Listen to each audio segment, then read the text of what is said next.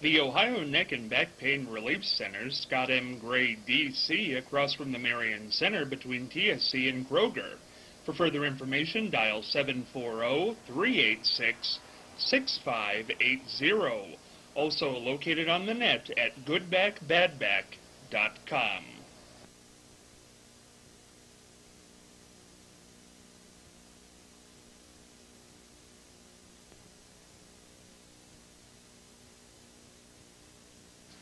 You know what the greatest thing is about the exchange with Scott Spears? Well, not only do they have Scott Spears, but they got all kinds of fabulous guests, too. So tune in. The exchange. Scott Spears.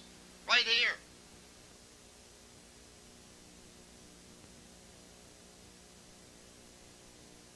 Hello there, Soup here.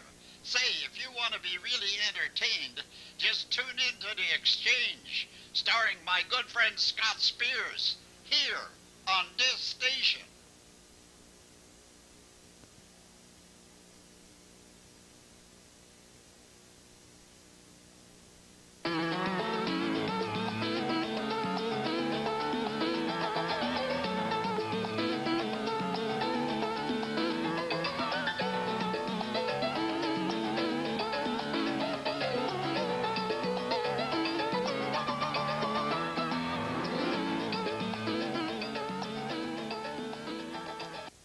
Hey, Scott Spears along with you on a Friday edition of The Exchange, having fun this week with Charlie Evers, Brenda Donegan, Martha Douse-Manesi, and our very special guest. We thank her so much for spending the time this week with us. 40th Treasurer of the United States of America, Mary Ellen Withrow.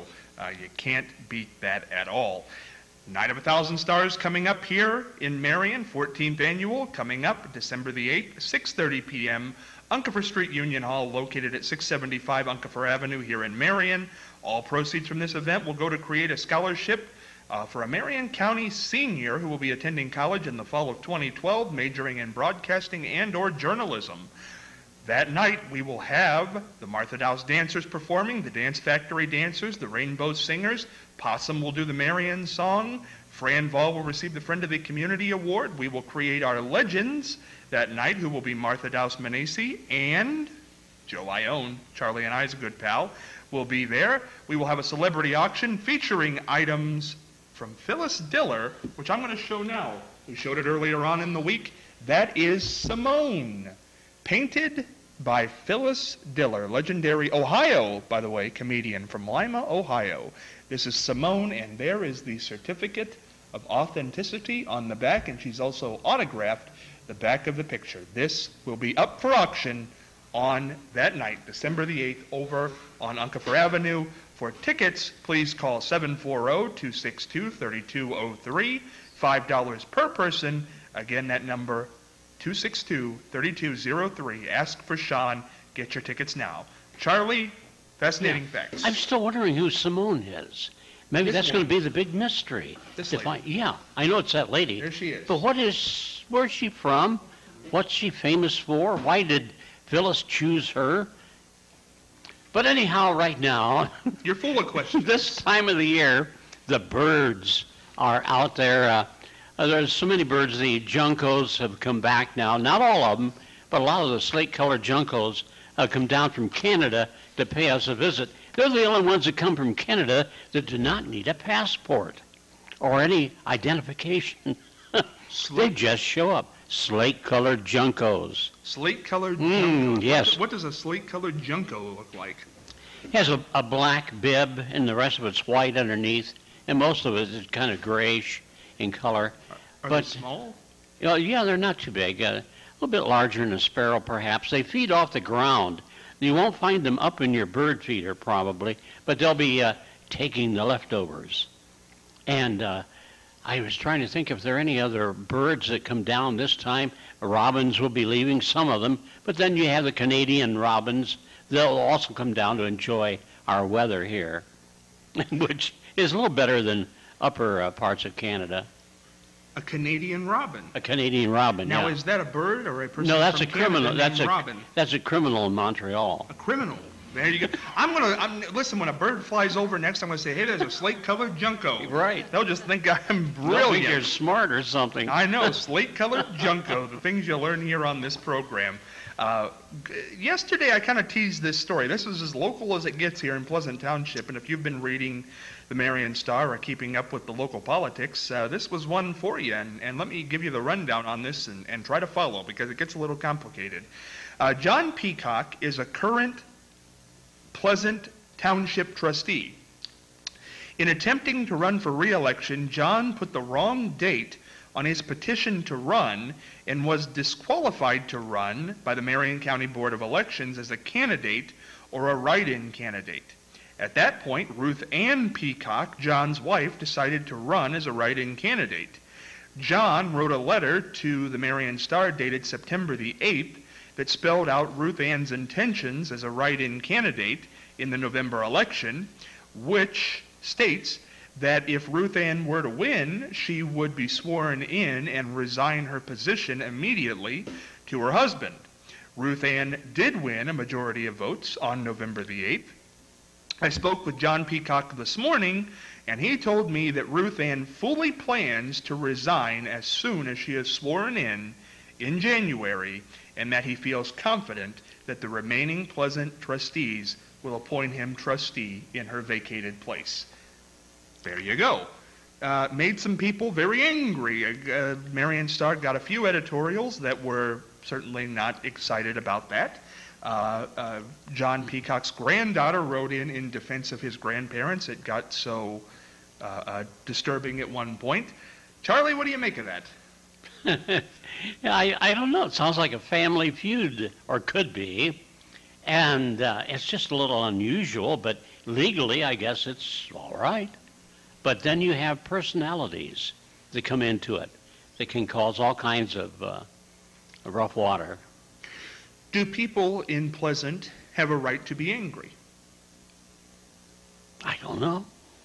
I think it's an interesting story. It fascinates me that this would go on. What do you think, Brenda? I think it's a little beguiling, for one thing, for the other trustees to agree to that. And besides that, can you really trust them that they will appoint her immediately? I've questioned that from the beginning, even though they gave their word. I don't know. I know John and Ruth Ann, and they're both fine people, but to me, that's just a little dishonest. A little, not the way to go about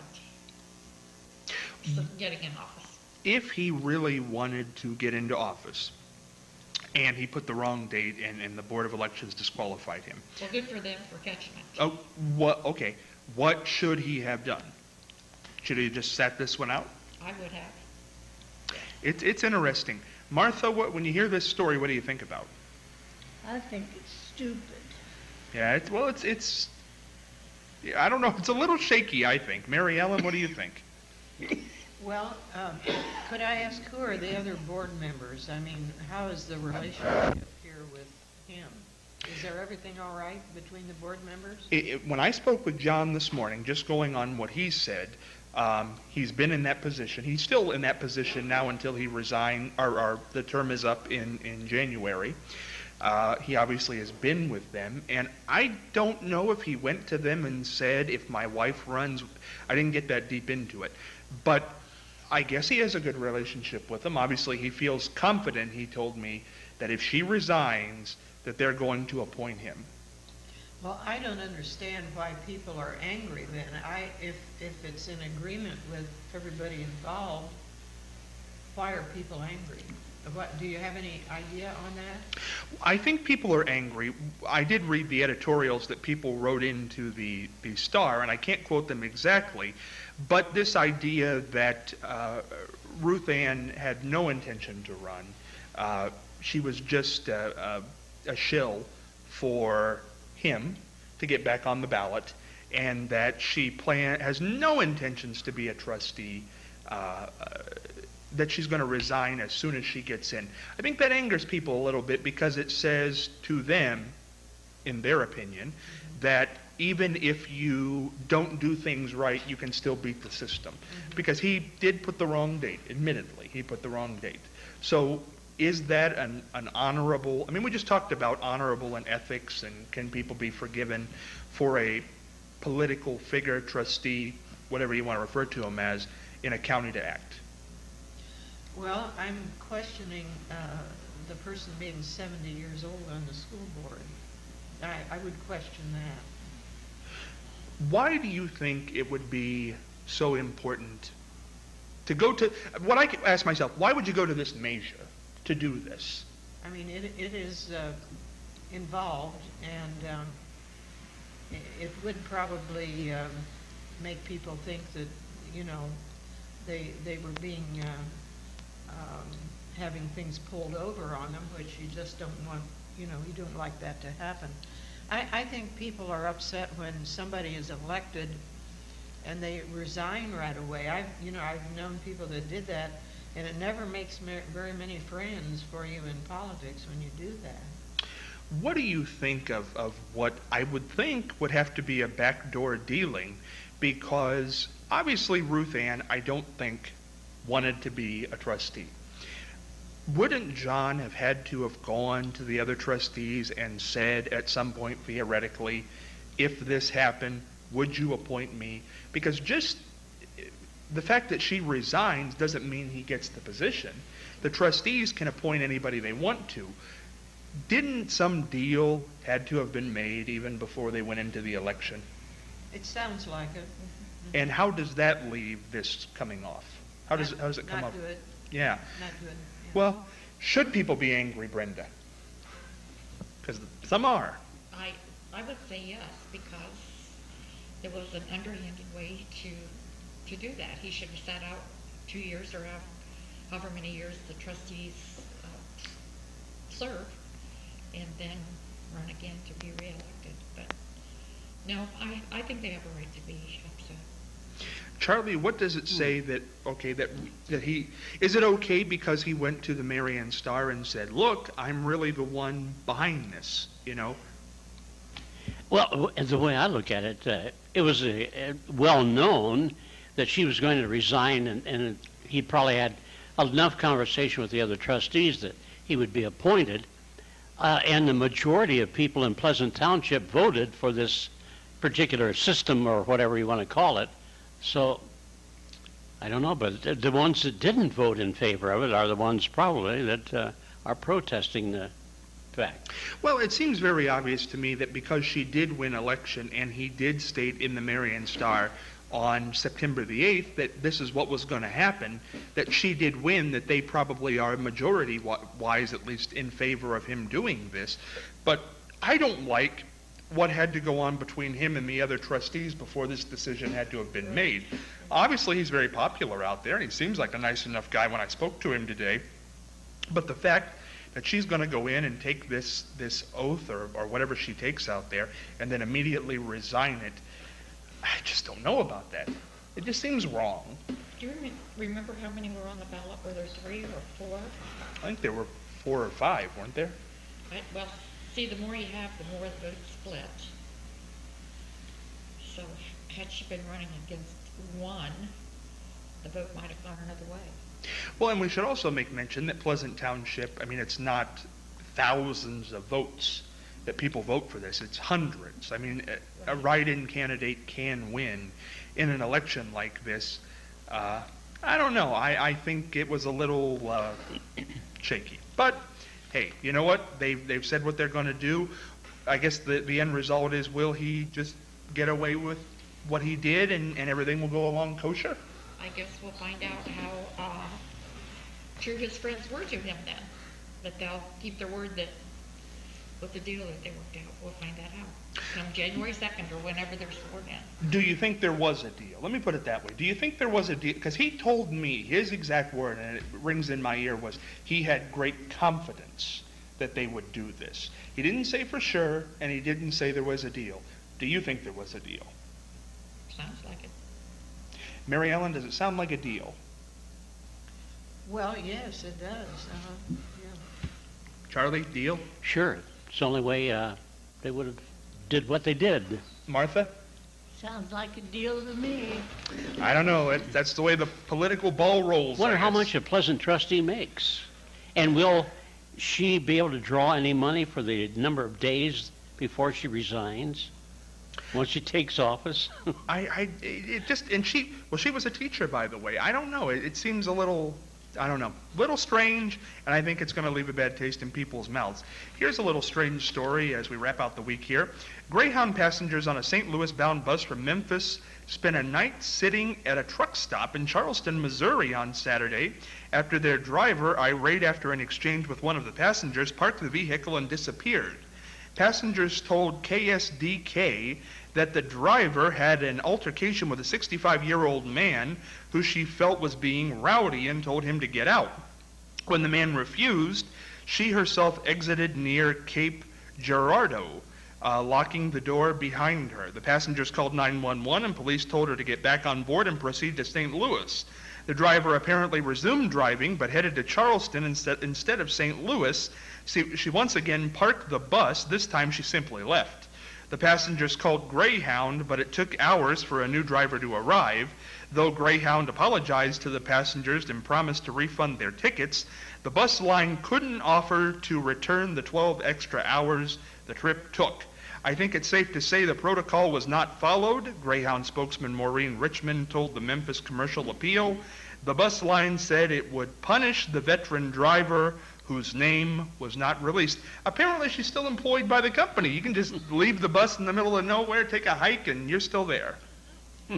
It kind of reminds me of when I escorted the 7th graders at River Valley to Washington, and we saw Mary Ellen Withrow. In fact, the kids were really tickled to death.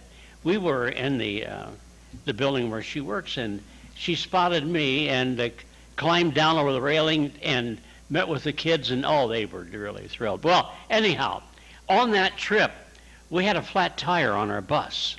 And so there we sat along the road, but another one of the buses heard about our flat tire, and it was also on the tour, and he backed up to us and left the motor running and gassed us with diesel smoke.